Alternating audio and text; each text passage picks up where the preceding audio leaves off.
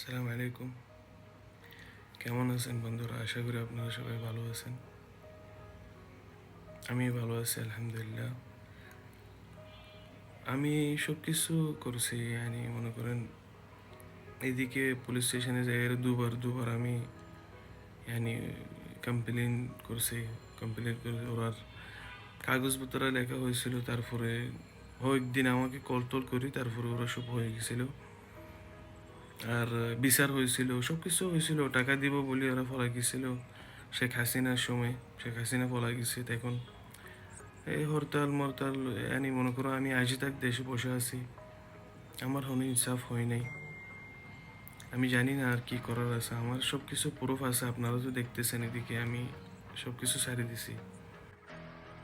Statement নথি, ওনাদের voice message আর receipt বিল, কোথায় থেকে টাকা পাঠাইছি, কত টাকা ঢুকাইছি দেখেন, কত তারিখে রাখছিলাম, এবং পুরো ডিটেলস নাম, কোন নামের থেকে কোন নাম ঢুকছে, কোন অ্যাকাউন্টের থেকে কোন অ্যাকাউন্টে গেছে।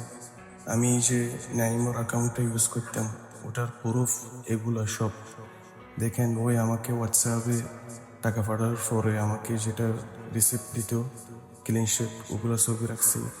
এবং ওনার ব্যাংক স্টেটমেন্ট আমার নাম থেকে নাম ঢুকছে। আর উনি মাঝে মাঝে সব কিছু আছে, সব কিছু।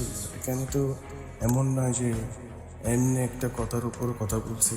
তারপরেও আমি আর 20 জনের উপরে লোক গবা আছে ওর। ওনাদের নিজের ভয়েস আছে, ওনারা আমাকে ধমকি দিতেছে, আমাকে কেসে ফাঁসাইছে কাতারে। আমার সব পুরা জীবনটা একেবারে তসমস করে দিয়েছে ওরা। তারপরে আমি বিচার পাইতেছি না, কারণ এখানে আমার কোনো ব্লাড নাই। এই দেশে আমার কোনো একটা আপনজন নাই, আত্মীয় স্বজন। ওরা কি করবো? আত্মীয় স্বজনে কি করতেছে? শুধু আসেন, কথা বলতেছে, সেই বাস, আর কিছু করতেছে না। পুলিশ ওরা ডাকিয়ে আমার থেকে টাকা মাগতেছে। পুলিশ এগুলো আমি রেকর্ড করছি, ওই আমার মোবাইল থেকে ডিলিট করে দিয়েছে। ওনারা আমাদের মতন কি মোবাইল ইউজ করতে জানবো? আমরা তো আলহামদুলিল্লাহ, আমি তো অশিক্ষিত না, তো আমি শিক্ষিত লোক। আমি অনলি বাংলাদেশের ল্যাঙ্গুয়েজ এবং পড়ালেখা জানি না, কিন্তু আমাদের পড়ালেখা আছে। আমরা বিশ্বাস করছি বাস ইয়াতিম এবং খিয়ানত। আমরা খিয়ানত করা, এরকম ধোঁকা, এগুলো দেখি নাই লাইফে। আর মুসলমান আমি, আর কি বলার আছে? উনি আমার পুরো জীবনটা ধ্বংস করে দিয়েছে। এটা এমনি কথার বা কথা বলতেছে না, আমার পুরো কোম্পানি শুধু অনলি আমার টাকাগুলো খাওয়ার জন্যই, আমাকে শুভ করার জন্য আমাকে জিওলেও ঢুকেছে ওনারা তিনজনে মিলিয়ে। তারপর আমার টাকা আরো অনেক টাকা নিয়ে গেছে ওনার হাতে। আমি তো এগুলো হিসাব দিতে পারতেছি না।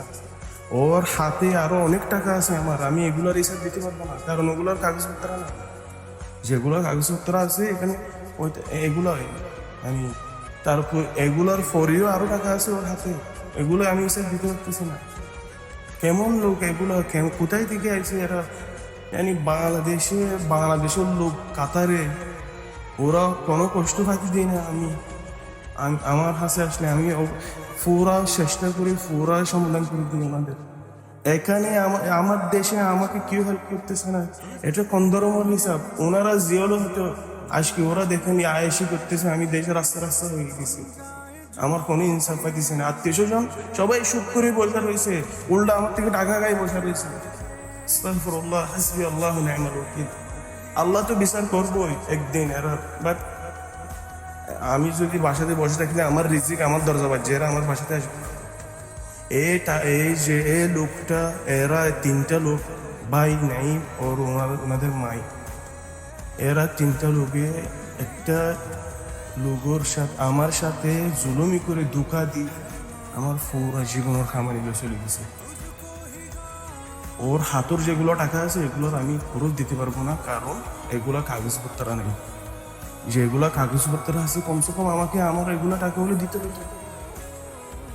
আপনারা বিচার করেন, আর কি করার আছে ভাই? আমি সব কিছু চেষ্টা করছি, 15 লাখ টাকার থেকে কিছু চেষ্টা করছি। 15 নাই দে সময়, নাই দে সময় আমি আর 15 লাখ টাকা, নাই দে সময়, নাই দে সময় আমি আর 15 লাখ টাকা থেকে স্যার আল্লাহর দিছি ইনশাআল্লাহ। অনেকটা ওসিলা এখানে এসে ভাই বোন এসে এটা আসলে ভিডিও ছাড়াতে থাকে, কারণ আমি কাউকে আর বিশ্বাস করতে পারতেছি না।